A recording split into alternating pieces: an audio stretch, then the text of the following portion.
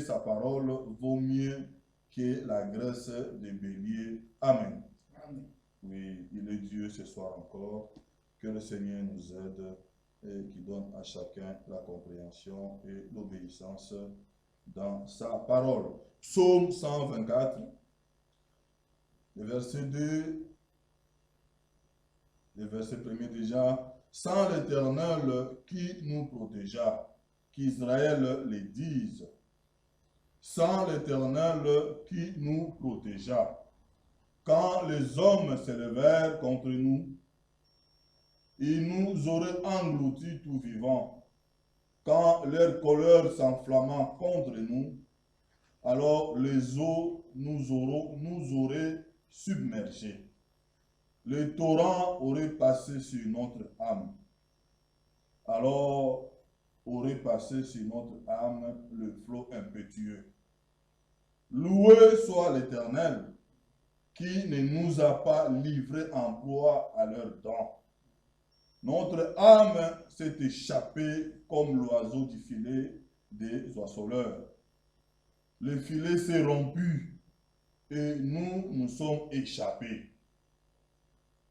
Notre secours est dans le nom de l'Éternel, qui a fait les cieux et la terre. Amen.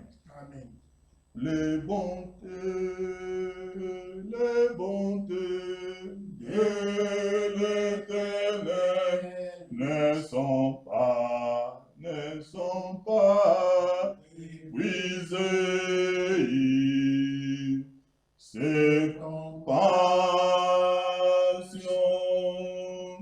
ne sont pas à l'éternel. Mais c'est nouvelle chaque matin. Et c'est nouvelle chaque matin.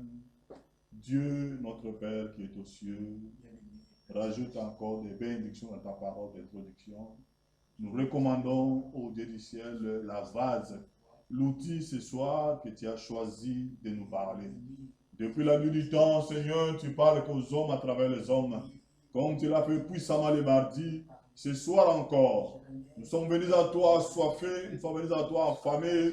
Seigneur, oui, nous entendons à toi, Seigneur. Viens encore ce soir, ô Dieu du ciel, viens donner à chacun sa part de ce soir. Seigneur, ouvre la bouche de ton serviteur. Ô Dieu, que les oracles venus de toi puissent sortir de sa bouche. Nous ne voulons pas écouter un homme avec sa sagesse, qui est l'homme, Seigneur. Nous voulons écouter Dieu à travers l'homme. Seigneur, dispose nos cœurs comme la bonne terre qui reçoit la bonne semence et qui a produit par milieu, Seigneur. Le temps est trop avancé, mon Dieu, mon roi. Nous sommes au temps de la Bible, Seigneur. Oui, que l'évangile soit une vie dans nos cœurs, dans chacun de nous. Oh Dieu, oui, comment devenir un enfant de Dieu? La question est posée, même Nicodème dans son temps a posé la question. Mais Seigneur, une question biblique a une réponse biblique. Et ce soir, mon Dieu, mon roi, oui, Père, nous voulons encore délecter. Nous voulons encore, Seigneur, à ta table, nous sommes assis, déjà installés. Oui, nous voulons manger le mets succulent. Seigneur, dans chaque famille, dans chaque foyer, tous ceux qui sont unis dans la famille ou ceux qui sont seuls, connectés, Seigneur, tu es le Dieu de près comme de loin. Que ton onction qui est sur nous soit aussi dans chaque maison, dans chaque foyer, dans chaque famille. Seigneur, donne à chacun sa part de ce soir. Oh Dieu, ne nous laisse pas ce soir à écouter cette parole, Seigneur, comme écoute n'importe quoi. Mais nous voulons écouter comme écoutent les disciples, Seigneur. Oui, ces demeureurs étaient différents des autres, Père, puisque eux, ils vérifiaient ce qu'on le disait, les enseignements, et ils les mettaient en pratique. Oui, Seigneur, tu nous as parlé de l'obéissance. Oh Dieu, nous ne voulons pas seulement écouter, mais nous voulons, Seigneur, appliquer ce que nous écoutons et obéir à ta parole, mon Dieu, mon roi. Dans ce temps de confinement, Seigneur, nous voulons de nouvelles expériences avec toi, Seigneur. Nous voulons nous approcher de toi, Seigneur. Nous voulons, Seigneur, que toi puisses nous sonder. Oui, Seigneur. Et que toi seul puisses nous confirmer réellement que nous sommes enfants de Dieu. Oui, Seigneur, tu es le Dieu Tout-Puissant. Tu l'as dit. Tu as donné au pouvoir, oui, Seigneur, de devenir l'enfant de Dieu. Seigneur, manifeste-toi encore ce soir. Bénis mon frère, bénis ma sœur qui est à l'écoute. Seigneur, nous remettons aussi au Dieu, oui, ces instruments, Seigneur, ces audios, ces machines, ces appareils entre tes mains, que tout soit, Seigneur, sous ton contrôle. Seigneur, merveilleux, merci pour ta présence. Nous prions pour notre sœur Grâce, oh Dieu qui a les douleurs, Seigneur, au niveau des points de pied, Seigneur. Tu es encore le guérisseur ce soir. Seigneur, visite-la, mon Dieu, mon roi. Oui, relève-la, guéris-la, Seigneur, car tu es le Dieu Tout-Puissant. Nous associons aussi notre frère Maman dans ses prières, Seigneur, dans ce moment de douleur, Seigneur. Oui, la mort, la séparation est un moment de douleur. Seigneur, nous recommandons la famille entre tes mains. Toi, le consolateur, puisse le consoler. Dans ces temps de difficultés, Seigneur, puisse effrayer ton chemin. Nous pensons aux veufs, nous pensons aux orphelins. Seigneur, tu es le Dieu des veufs et des orphelins. Oui, Père, bénis-le, Seigneur, secours-le dans ces temps. Et nous prions aussi pour notre sœur Biou, qui a perdu son cousin aussi là-bas à Paris. Nous le recommandons aussi entre tes mains. Tu es ce Dieu qui console. Seigneur, merci pour tous ceux qui sont malades, de près comme de loin, qui n'ont pas cité. Tu es le Dieu qui voit toutes les choses, qui voit dans les secrets. Seigneur, passe dans nos maisons, dans nos foyers, dans nos familles. Seigneur, étends ta main, mon Dieu. Relève, Seigneur, ceux qui sont affaiblis, Seigneur. Fortifie le veuf, ceux qui sont isolés, les aînés parmi nous. Nous prions, Seigneur, pour notre sœur Nicole Gibson là-bas à Namur, pour tous ceux qui sont là-bas à Namur, la sœur Marguerite et sa sœur et son fils qui a un cancer. Seigneur, nous remettons entre tes mains. Mahamado, nous pensons à nos aînés, Seigneur, ceux qui sont isolés, qui sont fragiles en ce moment. Seigneur, tu es leur Dieu, Père. Fortifie chacun et les enfants qui reprennent le chemin de l'école, nous remettons toutes choses entre tes mains. Merci pour ta présence. À toi la gloire et à toi l'honneur. Conduis-nous, Seigneur. Parlez-nous. Au nom de Jésus-Christ, dans la foi, nous te demandons. Amen. Amen. Je veux être comme Jésus. Je veux être comme Jésus. Oui, tout au long du voyage de ma vie. De la terre et à la gloire, je demande seulement à être comme lui. Amen. Que le Seigneur soit loué. Vous tous qui nous suivez, vous tous qui êtes connectés par Internet, nous vous saluons dans le nom merveilleux de notre Seigneur Jésus-Christ. C'est un privilège que nous avons encore ce soir de la part de notre Seigneur de nous retrouver dans sa maison pour pouvoir partager sa sainte et précieuse parole. Cette parole qui nous fait du bien, cette parole qui a créé toutes choses, cette parole qui nous donne la vie, cette parole qui nous façonne pour que nous puissions arriver à l'image de notre Seigneur Jésus-Christ. Ce soir encore, nous avons encore le privilège, comme je l'ai dit, de prêcher la parole de Dieu, malgré les temps difficiles par lesquels nous passons. Dieu nous permet quand même de faire passer son message à tous ses bien-aimés.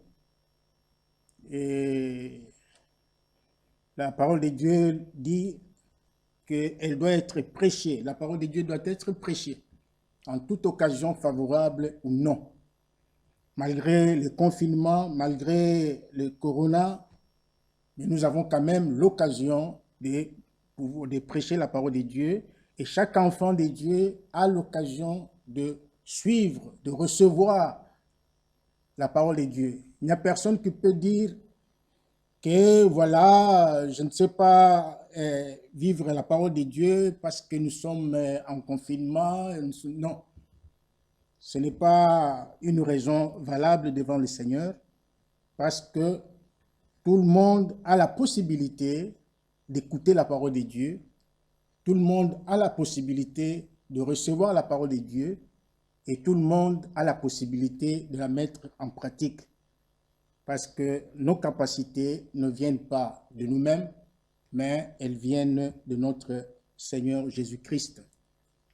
Ce soir, nous allons continuer avec notre sujet que nous avons commencé le mardi. Et nous allons lire dans Jean chapitre 1, à partir du verset 11. Il est venu chez les siens et les siens ne l'ont point reçu. Mais à tous ceux qui l'ont reçu, à ceux qui croient en son nom, il a donné le pouvoir de devenir enfants de Dieu, lesquels sont nés non du sang, ni de la volonté de la chair, ni de la volonté de l'homme, mais de Dieu. Que le Seigneur bénisse sa parole. Mardi, nous avons commencé un sujet intitulé « Comment devient-on enfant de Dieu ?» Nous avons dit que c'est une question biblique et en tant que telle, elle mérite une réponse biblique. C'est une question à laquelle nous allons répondre avec des passages bibliques. Pour moi, c'est une question vraiment, je dirais, très importante. Une question qui doit concerner tout le monde. C'est une question qui doit concerner tout le monde. Elle concerne même tous ceux qui se disent prédicateurs de l'Évangile, ministres de l'Évangile. C'est une question tout le monde doit faire une réflexion là-dessus.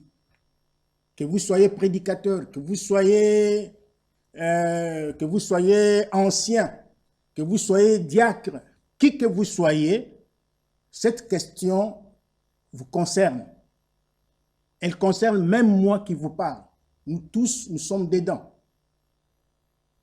Comment devient-on enfant de Dieu? Chacun de nous doit faire de cette question son sujet de méditation.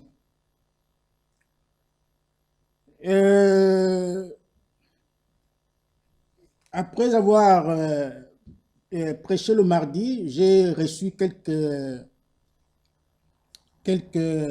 questions au sujet de certaines choses que j'avais dit le mardi. Nous allons commencer par répondre à cela, à certaines des questions, et puis nous allons continuer au fur et à mesure. Le mardi, j'avais dit que ce n'est pas par le baptême d'eau qu'on devient enfant de Dieu.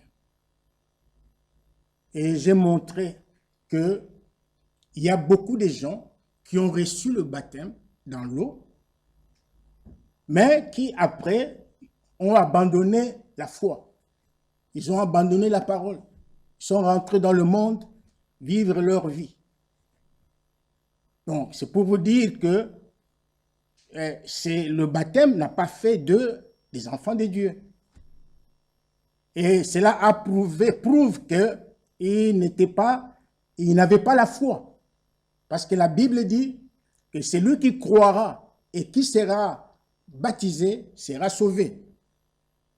Donc, celui qui s'est fait baptiser sans avoir cru ne peut pas être sauvé. Donc, il faut d'abord, avant d'entrer dans l'eau, croire d'abord et puis être pour qu'on soit sauvé. Donc, le baptême seul ne fait pas de quelqu'un un enfant de Dieu. Le baptême seul ne sauve personne. C'est ce que nous avons montré. Nous avons montré que le baptême était tout simplement un engagement de bonne conscience envers Dieu. Nous avons montré, mais cela ne veut pas dire que lorsque on s'est fait baptiser. Et après, on abandonne, on rentre dans le monde, que vous n'êtes pas enfant de Dieu. Pas du tout. Ce n'est pas ce que j'ai dit. Ce n'est pas ça. Peut-être que le moment pour la personne de comprendre les choses du royaume, le moment pour le temps de la personne n'était pas encore peut-être arrivé. Bon, il est parti. Mais Dieu seul connaît toutes choses. En son temps, cette personne pourra revenir à la foi et être sauvée.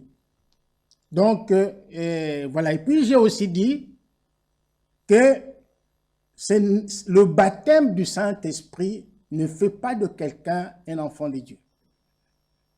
Alors, cela a troublé quelques-uns. C'est pourquoi je voudrais expliquer cela bien ce soir. Peut-être que je n'ai pas eu la présence d'esprit pour expliquer cela. Je maintiens ma position, je maintiens la parole que j'ai dit le mardi, mais je veux maintenant expliquer ça avec des termes beaucoup plus faciles.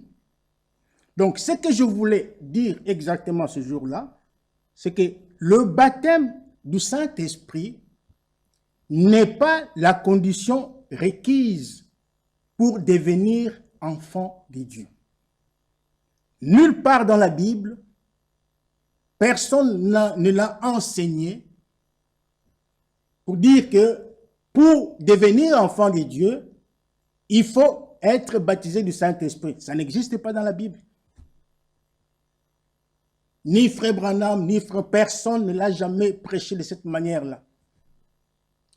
Mais la Bible nous enseigne que c'est par la naissance qu'on devient enfant, que ce soit dans le naturel, que ce soit dans le spirituel. Nous avons montré que dans le naturel, pour qu'un homme ait un enfant au monde, il doit transmettre sa sémence à sa femme.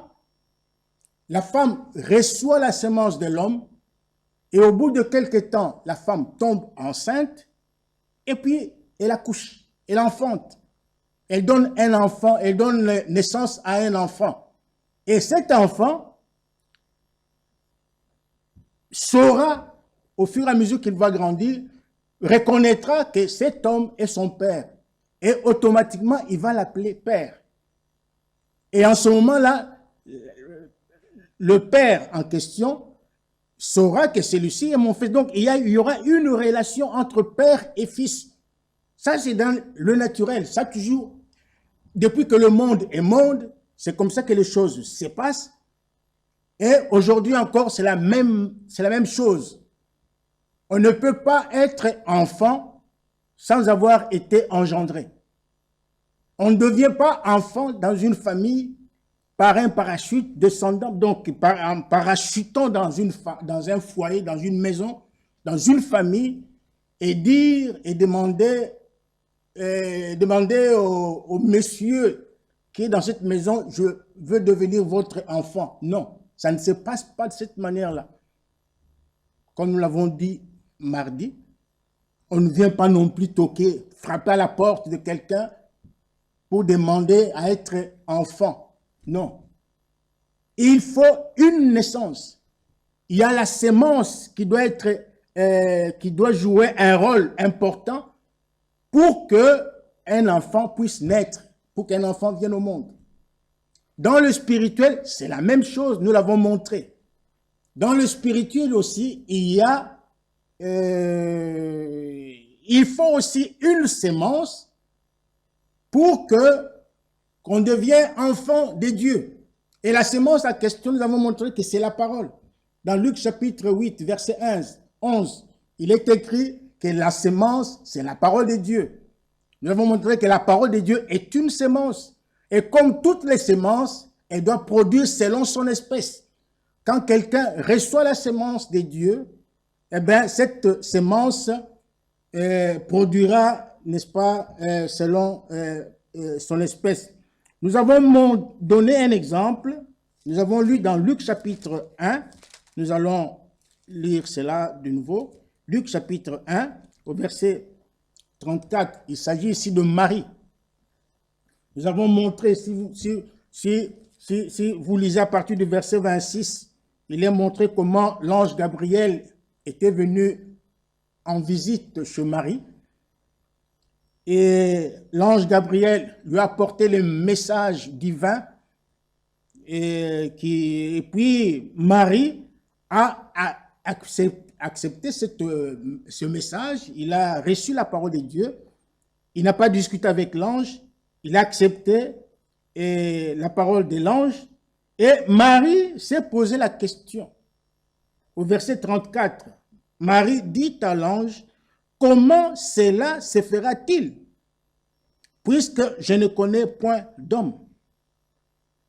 Et l'ange lui répondit, « Le Saint-Esprit viendra sur toi. » Ici, ce n'est pas encore le baptême du Saint-Esprit. On parle du Saint-Esprit. Sur toi. Parce que le baptême du Saint-Esprit, c'est la dernière étape, n'est-ce pas, dans le plan du salut. Nous allons le voir. Il y a la justification, il y a la sanctification et le baptême du Saint-Esprit. Alors, le Saint-Esprit viendra sur toi et la puissance du Très-Haut te couvrira de son ombre. C'est pourquoi cet enfant qui naîtra de toi sera appelé Fils de Dieu. Jésus-Christ, lorsqu'il est né Fils de Dieu. Il était le produit, n'est-ce pas, de la parole et du Saint-Esprit qu'avait reçu Marie. Marie a reçu la parole comme sémence et le Saint-Esprit est venu sur cette parole, l'a rendue vivante et Jésus est né. Jésus est né Fils de Dieu. Lorsqu'il a atteint l'âge de 12 ans, Jésus savait qui il était. Jésus savait qu'il était Fils de Dieu. Il le savait. Il le savait. Il savait ce qui s'était passé. Parce qu'il connaissait la parole de Dieu. Il était lui-même la parole de Dieu. Dans le temple, avec les anciens qu'il avait rencontrés, la Bible dit qu'il les avait confondus par son langage, par sa connaissance des Saintes Écritures. Il les avait tous confondus. Jésus savait qui il était. Il savait qu'il était Fils de Dieu. Il savait aussi que son père n'était pas Joseph, parce que lorsque nous lisons, nous pouvons le lire dans Luc chapitre 2, lorsque Marie et Joseph revenaient, n'est-ce pas, de Jérusalem, où ils avaient été fêtés, je crois que c'était la Pâque. Au retour, pendant le chemin, ils se sont rendus compte que l'enfant Jésus n'était pas avec eux. Il l'avait oublié à Jérusalem. Alors, ils ont cherché l'enfant pendant 3 jours. Ils l'ont trouvé, n'est-ce pas? Nous pouvons le lire. Au verset 46, il est écrit, « Au bout de 3 jours, ils les trouvèrent dans le temple, assis au milieu des docteurs, les écoutant et les interrogeant. Tous ceux qui l'entendaient étaient frappés de son intelligence et de ses réponses. Quand ses parents le virent, ils furent saisis d'étonnement et sa mère lui dit, « Mon enfant, pourquoi as-tu agi de la sorte avec nous? Voici ton père et moi, nous te cherchions avec angoisse. » Marie avait Marie avait parlé sans révélation. Marie avait oublié qui était Jésus. Et pourtant, Marie connaissait le secret de la naissance de cet enfant Jésus. Elle connaissait bien que cet enfant n'était pas un enfant ordinaire. Elle connaissait que cet enfant était Fils de Dieu. Parce que l'ange lui avait dit que l'enfant qui naîtra de toi sera appelé fils de Dieu. Marie le savait. Mais voilà qu'elle oublie. Elle a oublié. Et elle dit que ton père, donc là, Marie parlait de Joseph. Elle dit que ton père et moi,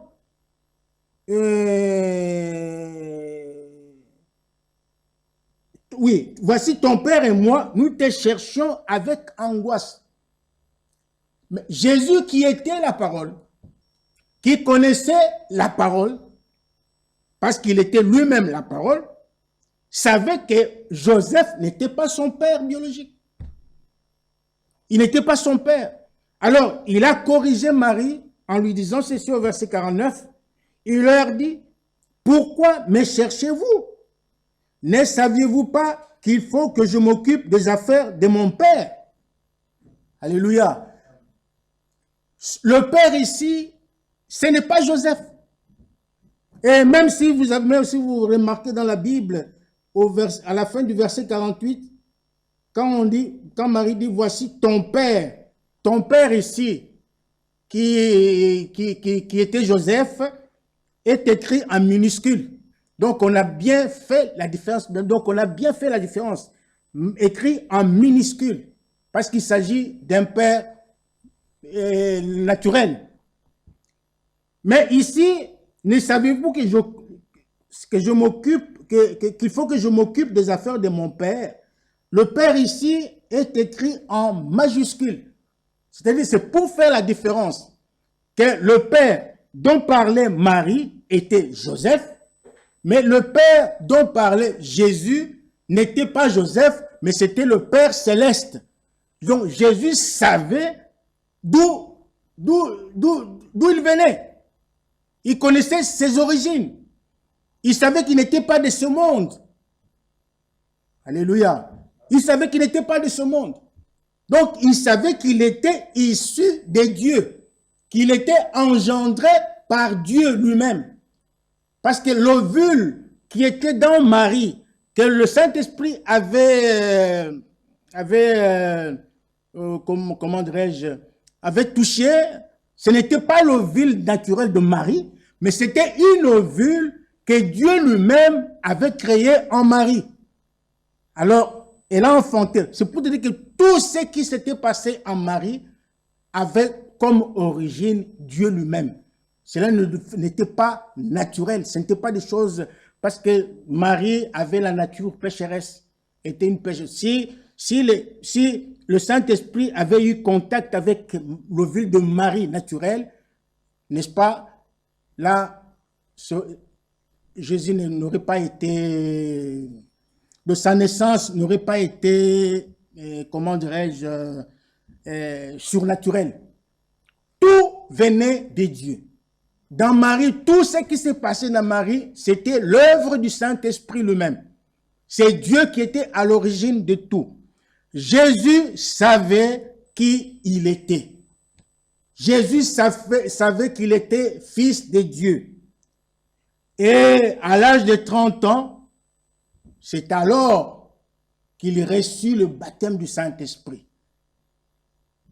Mais depuis son naissance, je suis en train de parler ces choses, c'est pour les comparer avec nous.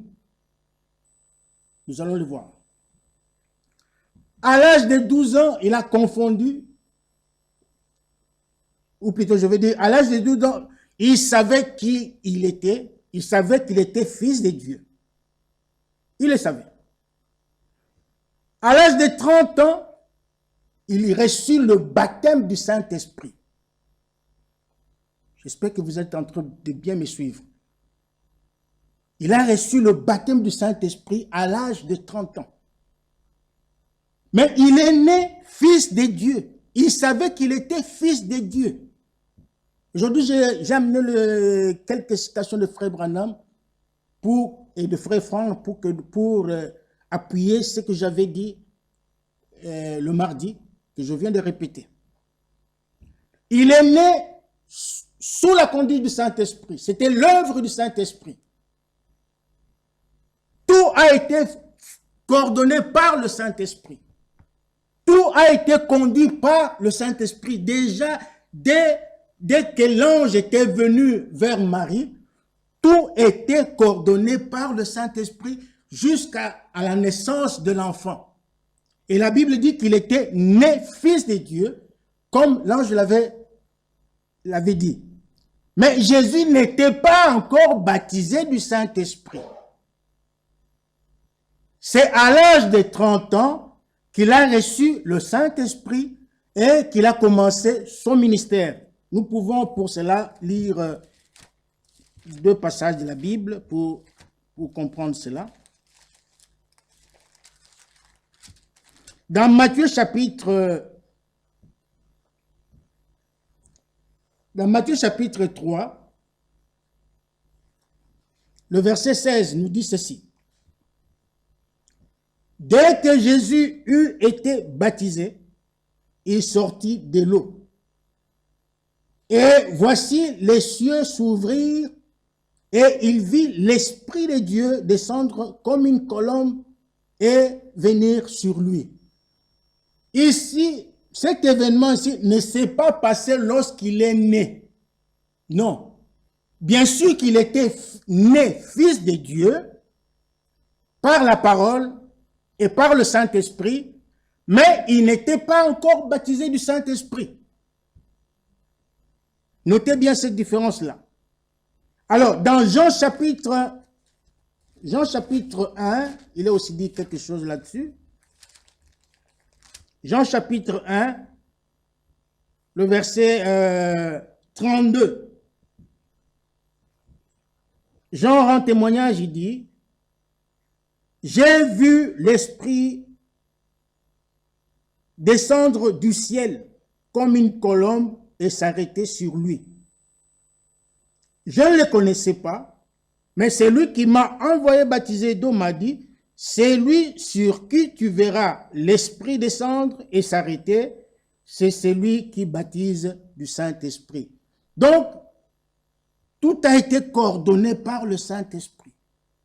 Quand Jésus est né, il n'est pas né directement baptisé du Saint-Esprit, mais il était né fils de Dieu et après avoir évolué au moment opportun, Dieu lui a donné le baptême du Saint-Esprit et il a pu commencer son ministère. Mes frères et sœurs, ça c'est pour Jésus. C'était un exemple qui nous a été donné par le Seigneur. Pour nous, c'est la même chose aussi. C'est la même chose aussi. Lorsque nous étions dans le monde, nous étions pécheurs, chacun de nous a entendu à un moment donné l'appel divin, l'appel au salut. Comme ce fut avec Abraham dans chapitre 12. Abraham a été appelé. Abraham était un païen. Il adorait les dieux païens. Il ne connaissait pas le Dieu d'Israël. Il ne connaissait pas le Dieu que nous servons aujourd'hui. Abraham, à un moment donné, Dieu s'est révélé à lui. Dieu l'a appelé. Il a appelé, comme nous pouvons dire aujourd'hui, au salut. Il a appelé à la conversion. Parce qu'il était païen. Vous le lirez dans Genèse chapitre 12. Ça, c'est le type de la justification. Lorsque vous allez dans Genèse chapitre 15, je crois, là, vous verrez que Abraham avait répandu le sang. Si je ne me trompe pas, il avait répandu le sang, je crois que c'est dans Genèse chapitre 15. Je vais voir. Genèse chapitre 15. Oui, dans Genèse chapitre 15, vous allez voir que au verset 7, il est écrit, l'Éternel lui dit encore, je suis l'Éternel, je t'ai fait sortir d'Ur en Chaldée pour te donner en possession ce pays. Abraham répondit, Seigneur, à quoi connaîtrais-je que je le posséderai? L'Éternel lui dit, prends une génisse de 3 ans, une chèvre de 3 ans, un bélier de 3 ans, une tourterelle et une jeune colombe, Abraham prit tous ces animaux, les coupa par le milieu et mit chaque morceau l'un vis-à-vis de l'autre, mais il ne partagea point les oiseaux. Les oiseaux, oui, nous pouvons même nous arrêter là. Donc, en coupant ces oiseaux, ces animaux, le sang avait coulé. Et ça, c'est le type de la sanctification pour nous. Et si vous allez dans Genèse chapitre 17, là, on nous parle, Dieu parle à Abraham d'une alliance. Il devait conclure une alliance avec Abraham et il lui dit au verset 10, au verset 9, Dieu dit à Abraham, toi tu garderas mon alliance, toi et tes descendants après toi, selon leur génération. C'est ici mon alliance que vous garderez entre moi et vous, et ta postérité après toi. Tout mâle parmi vous sera circoncis. Vous vous circoncirez, et ce sera un signe d'alliance entre moi et vous. Vous pouvez continuer la lecture vous-même. Donc, ici, il s'agit de l'alliance, de la circoncision, qui était un signe que Dieu avait exigé à Abraham et tous les mâles qui étaient dans sa maison. Ça, c'est le type du baptême du Saint-Esprit. Alors, aujourd'hui, nous sommes sous le sang de Christ. Il y a 3 étapes du salut que Dieu nous a révélées. Il y a la justification, il y a la sanctification et le baptême du Saint-Esprit. Toutes ces 3 étapes sont coordonnées, bien sûr, par le Saint-Esprit. Le Saint-Esprit, dès que nous sommes dans le monde, lorsque nous venons à Christ, c'est l'œuvre du Saint-Esprit. C'est lui qui va nous chercher dans le monde où nous sommes et nous amène à la justification. Il nous montre le salut. Nous sommes justifiés. Le même Saint-Esprit nous conduit dans la sanctification pour que nous puissions être purs, pour que nous puissions être sans tache, pour que nous puissions être sans ride, ni rien de semblable, que nous soyons saints et irrépréhensibles, que nous soyons semblables à l'image de son Fils Jésus. On a toujours, tous ces derniers jours ici, nous avons entendu des paroles sur la sanctification.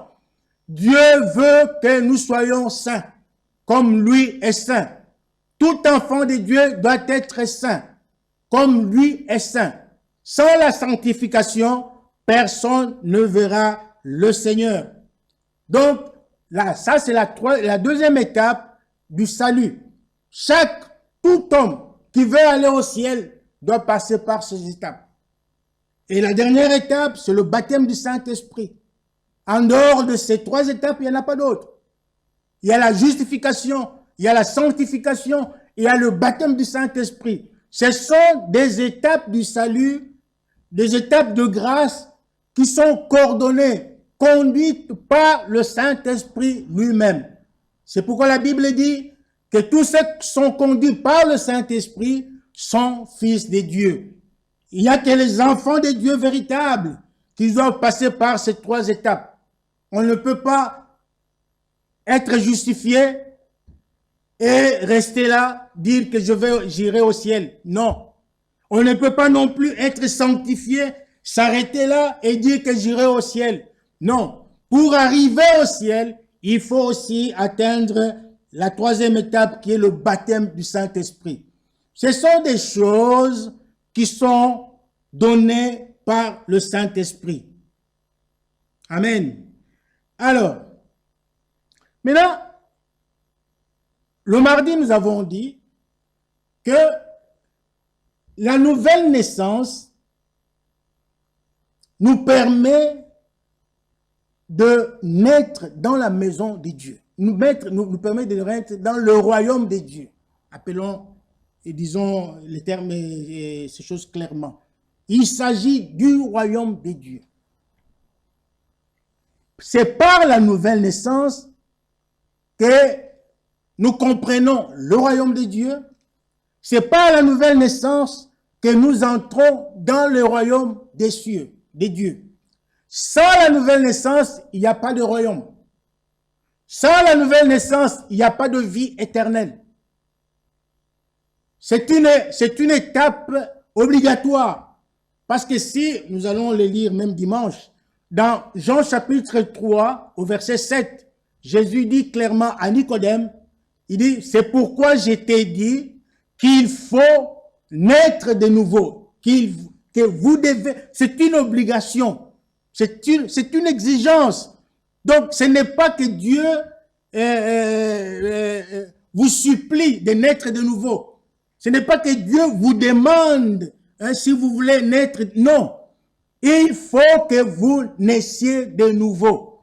On peut quand même le lire parce que nous sommes dans Jean au chapitre 3 pour anticiper un peu ce que nous allons dire peut-être dimanche.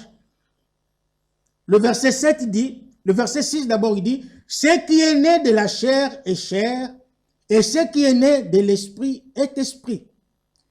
Verset 7. Ne t'étonne pas que je t'ai dit, il faut que vous naissiez de nouveau. C'est une obligation. Il faut que vous naissiez de nouveau. Parce que si vous n'êtes pas né de nouveau, Jésus dit au verset 3 que, en vérité, je te le dis, si un homme n'est né de nouveau, il ne peut voir le royaume de Dieu. Et nous verrons que voir ici, ce n'est pas voir avec les yeux charnels, mais c'est voir avec les yeux du cœur.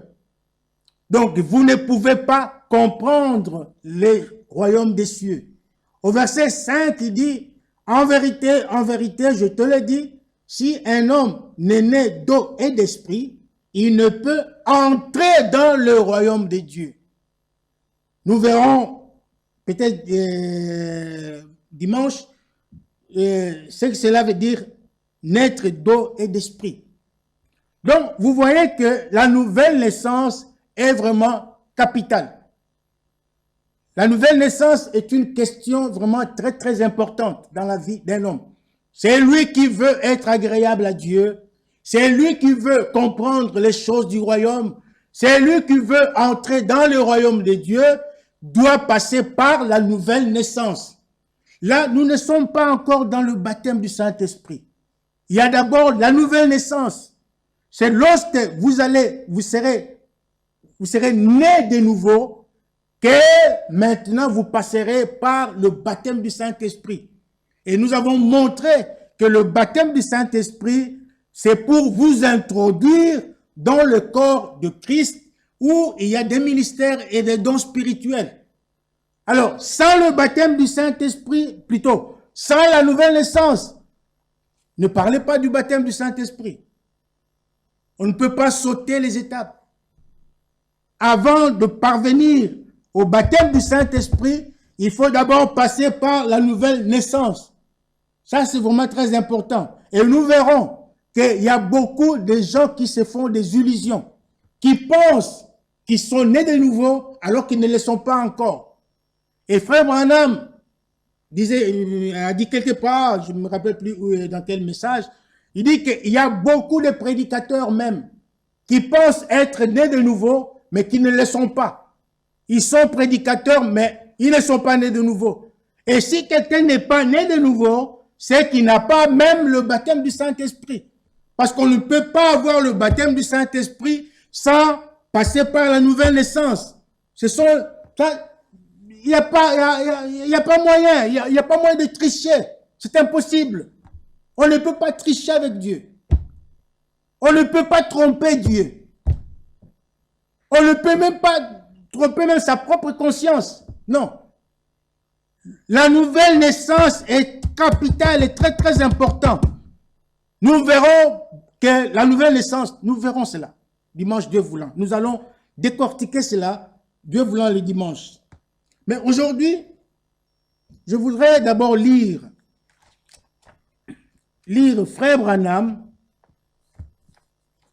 pour confirmer ce que nous venons de dire. Je vais lire Frère Branham dans le temps est proche. C'est-à-dire, Frère Franck, en expliquant la nouvelle naissance et le baptême du Saint-Esprit, il a repris, n'est-ce pas, les citations de Frère Branham qui parlent de ces choses. Alors, je suis dans le temps est proche, pour ceux qui en ont, à la page 50. Je vous citerai toutes les pages. Il n'y a pas de paragraphe, mais il n'y a que 2 pages. Alors, à la page 50, Frère Franck dit ceci. Frère Branham parle très clairement de ces sujets dans sa prédication, l'influence d'un autre. Si quelqu'un a cette brochure, il peut la consulter. Il dit ceci, je cite, mais là c'est Frère Branham qui dit, sondez les Écritures et voyez si c'est vrai. Comme je vous l'ai raconté il n'y a pas longtemps, quelqu'un m'a dit, Frère Branham, si j'ai bien compris, vous êtes un Jésus seul. Je lui répondis, vous avez mal compris. Je ne suis pas un Jésus seul. Il me dit, pourtant vous baptisez au nom de Jésus. Alors je lui répliquai, cela ne fait pas de moi un Jésus seul. Les Jésus seuls baptisent pour la régénération. La régénération, c'est-à-dire la nouvelle naissance. Je ne crois pas cela. Je ne crois pas que dès que vous avez été baptisé au nom de Jésus, vos péchés sont effacés. Non. Moi aussi, je ne crois pas cela. Comme Branham ne croit pas cela, moi non plus, je ne crois pas cela. Donc, je ne crois pas que dès que vous avez été baptisé au nom de Jésus, vos péchés sont effacés. C'est ce que j'ai dit. Personne ne peut, quand quelqu'un entre dans l'eau de baptême pour se faire baptiser, si il ne l'a pas fait avec foi, il l'a fait seulement comme ça, rien ne se passe. Rien. Il va entrer dans l'eau pécheur et il va sortir de l'eau pécheur. Rien n'aura. C'est pourquoi un tel homme, un jour, il peut aussi abandonner et s'en aller. Maintenant, Frère Branham continue. Je crois comme Paul, lorsqu'il a dit, répentez-vous premièrement, changez de direction, parce que vous êtes mal parti. Revenez en arrière, répentez-vous et ensuite montrez-le au monde étant baptisé. Amen. Il dit, donc, vraiment montre que la première chose, la chose la plus importante, la chose la plus capitale, avant d'entrer dans l'eau, c'est la repentance, c'est la conversion. Le jour de Pentecôte, on a posé la question à Pierre. Hommes, frères, que ferons-nous? Parce que ces gens avaient été touchés dans leur cœur par la prédication de Pierre. Pierre, dans sa prédication, leur a montré qu'ils avaient mal agi, qu'ils s'étaient mal comportés, qu'ils avaient, n'est-ce pas, comment dirais-je, ils avaient rejeté le Messie qui était venu pour eux. Ils l'avaient rejeté. On l'a cloué à la croix, on l'a tué. Alors Pierre leur a montré que le Messie que vous avez crucifié, cet homme que vous avez crucifié, c'est lui le Messie qui devait venir pour vous, pour votre salut, pour votre délivrance, pour votre rachat.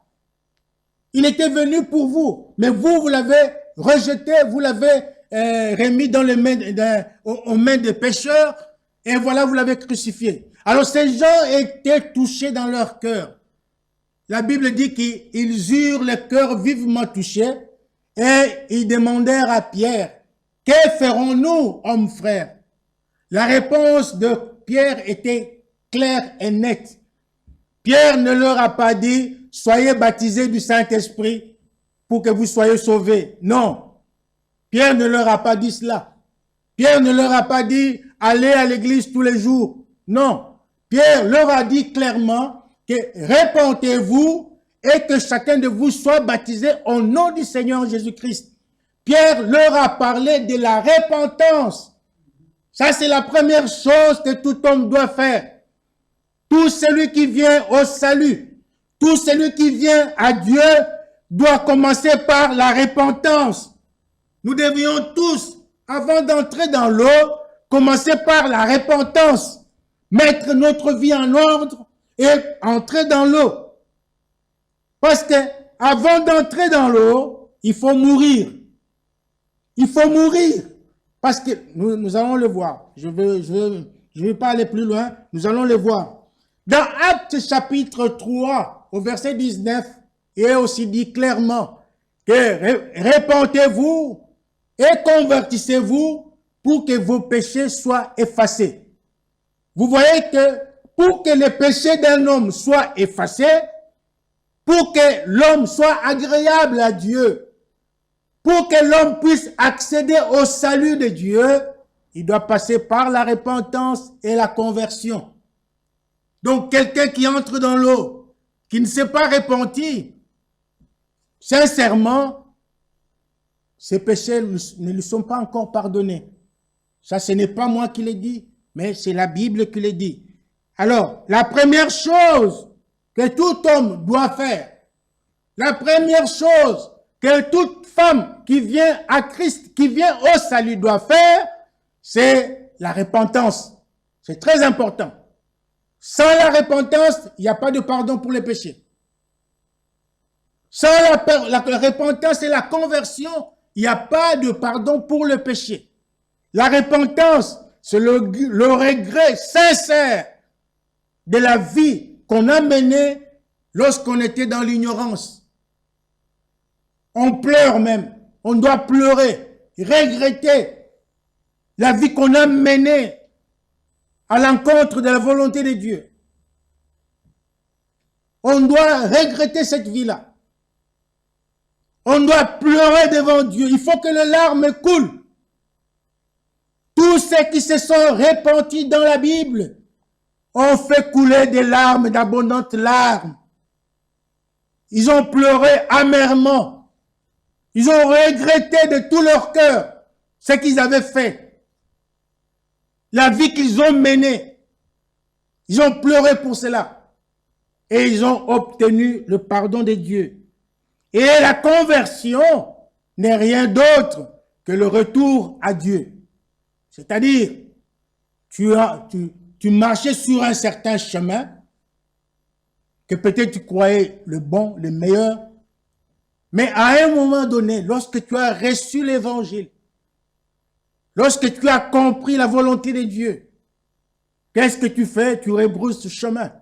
Tu rentres en arrière sur le point de départ pour prendre un nouveau chemin qui sera en ce moment-là le chemin de la vie éternelle, le chemin du salut. C'est ce que Frère Branham explique ici. Il dit, je crois comme Paul lorsqu'il a dit, repentez-vous premièrement, changez de direction parce que vous êtes mal parti. Revenez en arrière, repentez-vous et ensuite montrez-le au monde en étant baptisé. Amen. Et puis il continue, il dit, je ne crois pas que la nouvelle naissance, c'est le baptême du Saint-Esprit. Ça, c'est le prophète qui le dit. Dans son message, l'influence d'un autre. Il a parlé de la même chose. Il a parlé de ces choses dans plusieurs brochures, dans plusieurs messages qu'il a prêchés.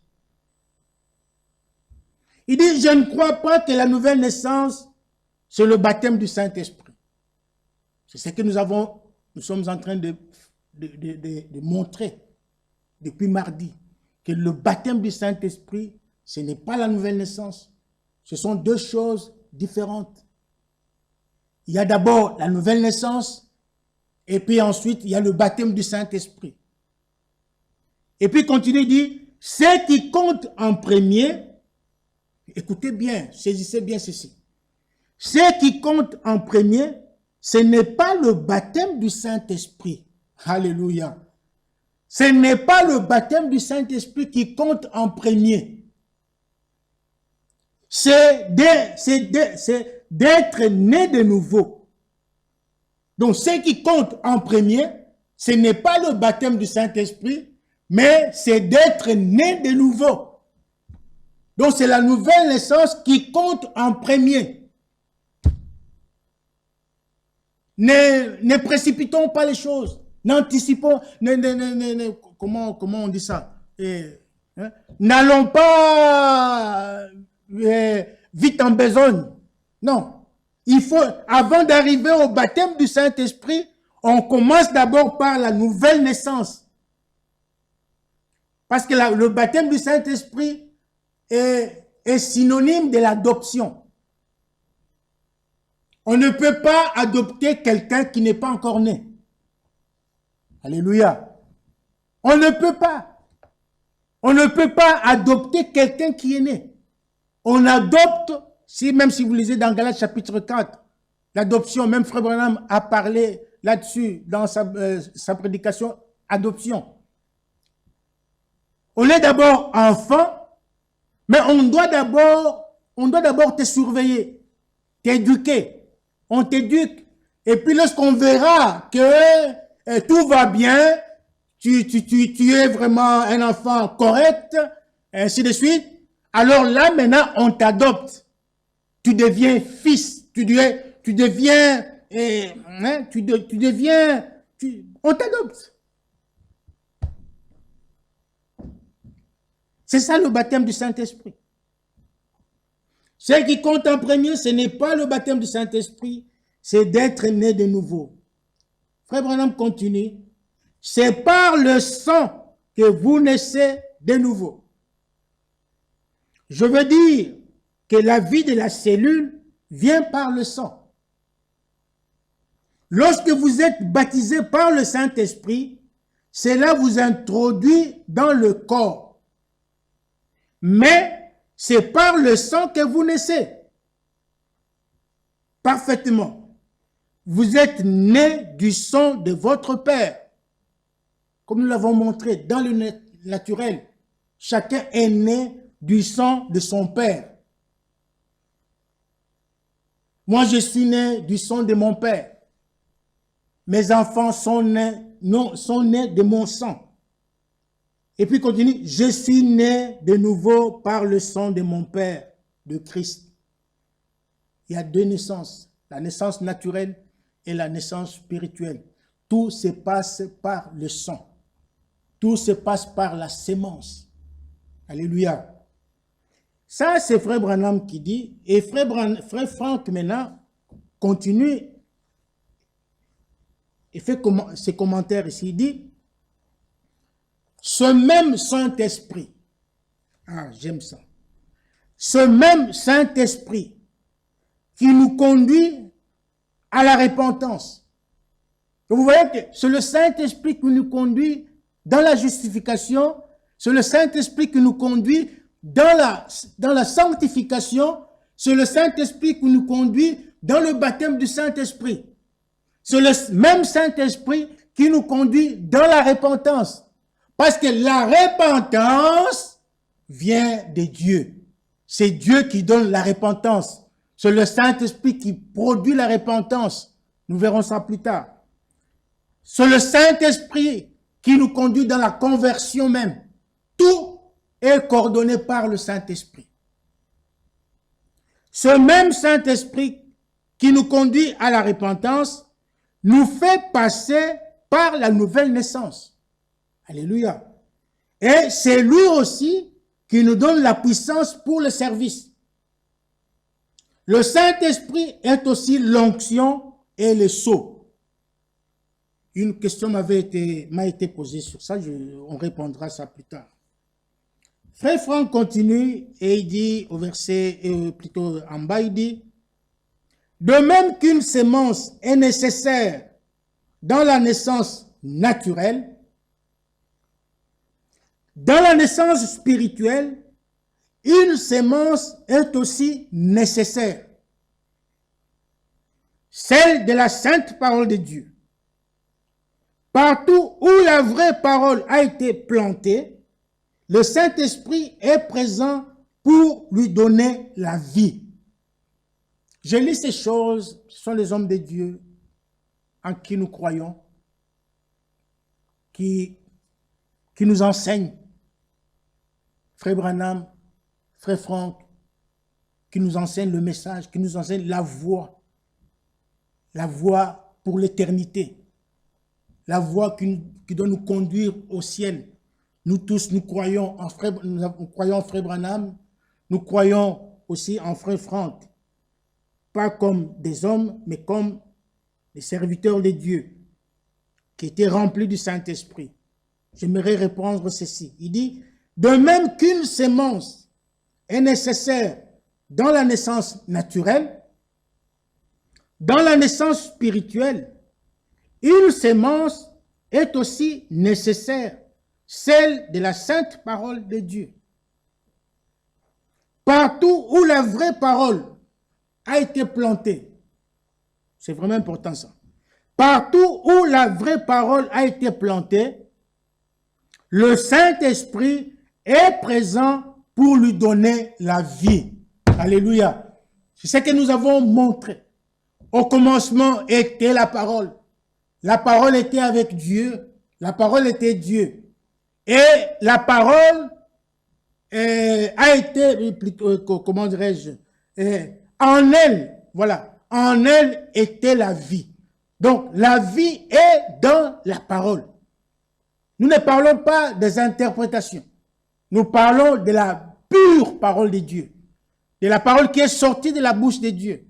Parce que Jésus a dit, l'homme ne vivra pas de pain seulement, mais de toute parole qui sortira de la bouche de Dieu. Donc, dans cette parole qui est sortie de la bouche de Dieu, qui sort de la bouche de Dieu, il y a la vie. Il y a la vie dedans. Et l'homme de Dieu dit ici, partout où la vraie parole a été plantée, si cette parole a été plantée en vous, tu as reçu cette parole en toi, le Saint-Esprit est présent pour lui donner la vie. Alléluia. C'est ce qui s'est passé avec Marie. Marie a reçu la parole de Dieu dans son cœur comme sémence. Et en elle, il y avait la vie, parce que c'était la parole de Dieu. Et le Saint-Esprit est venu sur cette parole, et elle a rendu vivante cette parole, et Jésus est né. Nous aussi, lorsque nous recevons la parole de Dieu, lorsqu'elle est plantée en nous, l'homme de Dieu dit que le Saint-Esprit est présent pour donner la vie qui est dans cette parole. C'est-à-dire, lorsque le Saint-Esprit vient sur la parole qui a été plantée en vous, alors on verra. Ça ne sera pas quelque chose de caché. Tout le monde verra que tu es né de nouveau. Tout le monde verra la vie de Dieu en toi. Par ton comportement, par ta façon d'agir, par ton langage, par ton habillement, tout va changer en toi. Ça sera une transformation. Parce que la parole de Dieu doit nous transformer. C'est ça le but même. C'est ça le but de la parole de Dieu. Elle est venue pour nous transformer, pour changer notre vie, pour changer notre pensée, pour changer nos habitudes, notre manière de vivre que nous avions hérité de nos pères. Notre nature doit changer. C'est par la parole de Dieu, pas par autre chose, par la parole de Dieu. Père, sanctifie-les par ta parole, par ta vérité, ta parole est la vérité. Pour gagner du temps, il nous reste encore une dizaine de minutes. Nous allons lire encore maintenant, toujours dans Le temps est proche, à la page 52. Là encore, Frère Franck cite Frère Branham. Il dit ceci.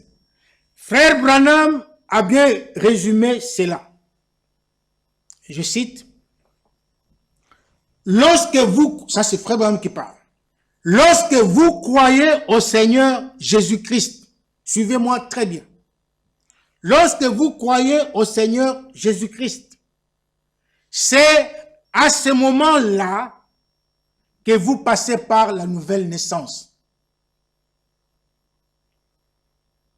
Lorsque vous croyez au Seigneur, il continue, vous recevez une nouvelle pensée. C'est pourquoi la Bible dit, c'est lui qui croira. Donc il faut croire. Vous recevez une nouvelle pensée, une nouvelle vie, parce que c'est la nouvelle naissance, mais cela n'est pas le baptême du Saint-Esprit. Ah! Il continue, dit, vous comprenez? Vous avez reçu la nouvelle naissance lorsque vous croyez. Vous avez reçu la vie éternelle. Lorsque quelqu'un croit. Donc déjà, à la première étape, à la justification, lorsque quelqu'un croit en Jésus-Christ, pas faire semblant de croire, mais lorsqu'il a cru réellement de tout son cœur, lorsqu'il a cru en Jésus-Christ, alors il reçoit une nouvelle pensée, il reçoit une nouvelle vie, mais cela n'est pas le baptême du Saint-Esprit. Vous comprenez? Vous avez reçu la nouvelle naissance lorsque vous croyez. Vous avez reçu la vie éternelle. C'est un don que Dieu vous fait par sa grâce souveraine. Lorsque vous acceptez les dons que Dieu vous donne, vous comprenez? Maintenant, il cite le passage de Jean chapitre 5, verset 24, qui dit, celui qui entend mes paroles et qui croit en celui qui m'a envoyé a la vie éternelle. Et Frère Branham continue, il a la vie qui dure à perpétuité. C'est la nouvelle naissance. Cela signifie que vous êtes converti. Cela signifie que vous avez pris une nouvelle direction. Mais le baptême du Saint-Esprit vous introduit dans le corps de Christ, là où se trouvent les dons nécessaires au service. Vous n'êtes pas plus chrétien qu'avant. Cela vous introduit simplement dans le corps où se trouvent les dons. Vous voyez, par un seul esprit, 1 Corinthiens 12. Nous sommes tous baptisés dans un seul corps. Paul a dit qu'il y a différents dons et dans ce corps, il y a 9 dons spirituels. Vous devez être baptisés dans le corps pour posséder un de ces dons. Ils vont avec le corps. Mais pour ce qui est d'avoir la vie éternelle et d'être un chrétien, vous êtes un chrétien dès le moment où vous croyez. Alléluia. Non pas lorsque vous faites semblant de croire. Ça, c'est très important. Non pas lorsque vous faites semblant de croire. Mais lorsque vous croyez véritablement au Seigneur Jésus et que vous l'acceptez comme votre sauveur personnel, c'est à ce moment-là que vous êtes né de nouveau et que vous avez la vie éternelle. Dieu entre en vous. Rien que sur ces paroles ici, nous pouvons tout simplement croire, voir que beaucoup de gens ne sont pas encore nés de nouveau. Même s'ils viennent régulièrement à l'église, même s'ils payent leur dîme régulièrement, même s'ils font de longues prières, même s'ils font de jeûnes, mais à entendre parler l'homme de Dieu de cette manière, nous comprenons que beaucoup de gens ne sont pas encore nés de nouveau. Il faut que chacun revoie son expérience. Il faut que chacun revoie, examine sa vie. C'est vraiment très important. Sinon, beaucoup vont rater l'enlèvement. Beaucoup vont rater l'enlèvement. Parce que si réellement vous avez cru en Jésus-Christ, votre vie doit changer. Il ne faut pas attendre le baptême du Saint-Esprit pour que votre vie change. Il ne faut pas attendre le baptême du Saint-Esprit pour devenir enfant de Dieu. Non. Lorsque vous avez cru réellement en Jésus-Christ, l'homme de Dieu dit que vous êtes né de nouveau. Vous avez une nouvelle pensée. Vous avez une nouvelle vie. Vous avez la vie éternelle. Votre vie doit changer. Vous devez être transformé. Vous êtes déjà chrétien. Ce n'est pas qu'on devient chrétien lorsqu'on aura reçu le baptême du Saint-Esprit. Non, mon frère. Le baptême du Saint-Esprit est tout simplement une garantie pour l'enlèvement. Celui qui n'a pas le baptême du Saint-Esprit ne sera pas enlevé. Le baptême du Saint-Esprit t'introduit dans le corps pour servir Dieu. Dans un quelconque ministère, pour avoir un don spirituel. Mais votre vie change dès que vous avez cru en Jésus-Christ. Vous êtes devenu chrétien. Alléluia.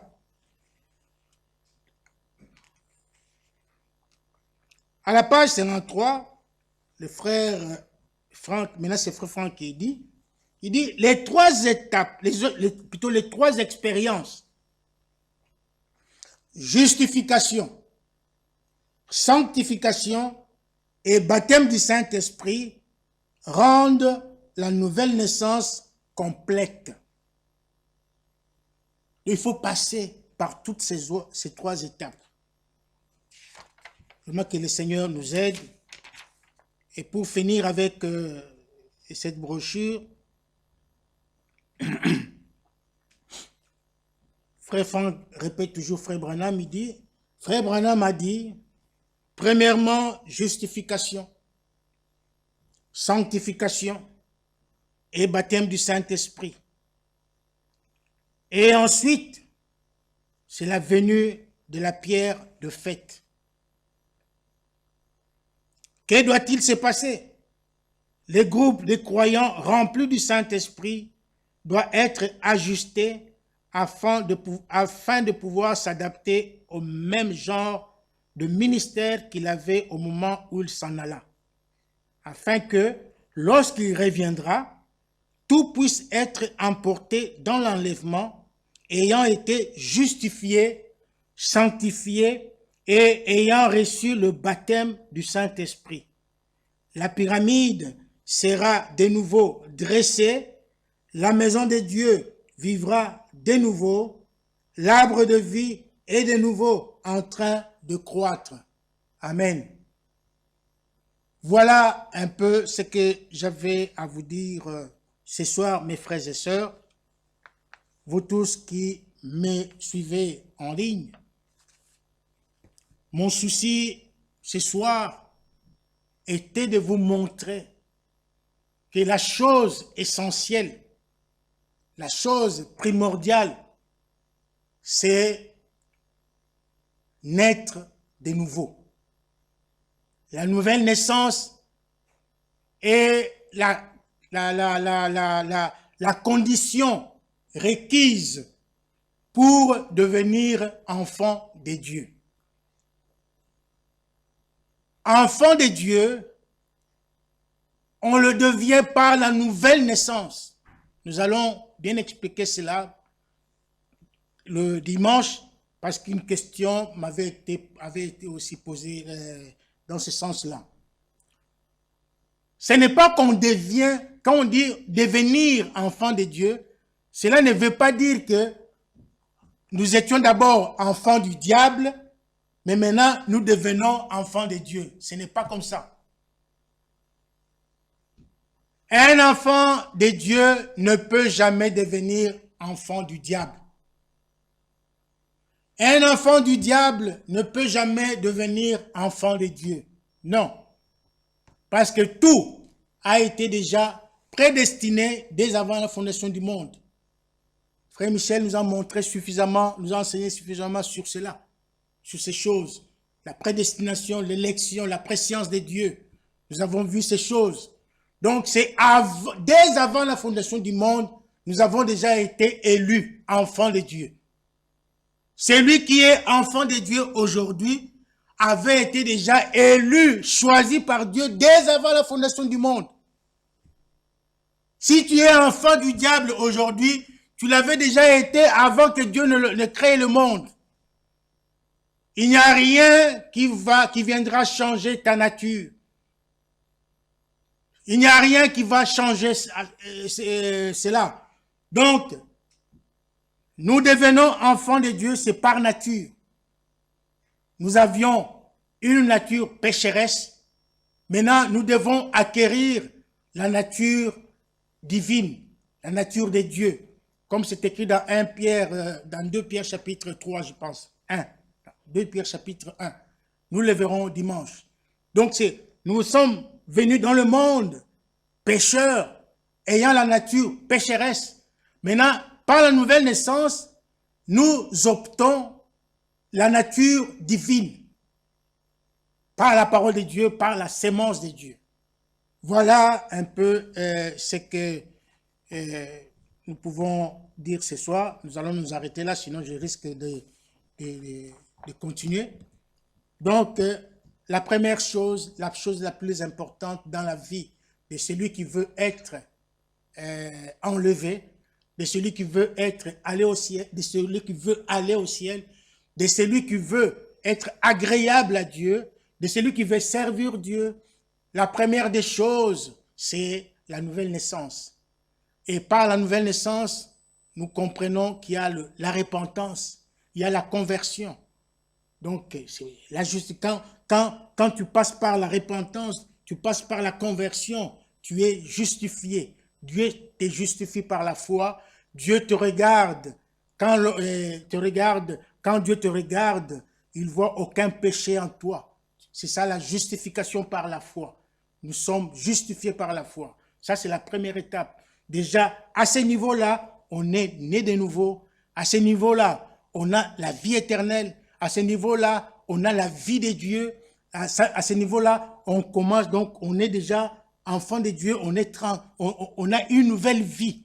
Notre vie change, notre pensée, la manière de voir des choses, notre langage, notre habillement doit changer. Toutes ces choses-là, déjà à l'époque, et puis nous continuons dans la sanctification, c'est là où ça devient un peu compliqué. Nous verrons ça à partir de dimanche, Dieu voulant. Pour ce soir, nous nous arrêtons là. Que le Seigneur vous bénisse richement. Vous qui avez suivi avec intérêt la parole de Dieu. Nous allons incliner nos têtes pour la prière. Bien-aimé Père Céleste, Dieu Tout-Puissant, nous voulons te dire merci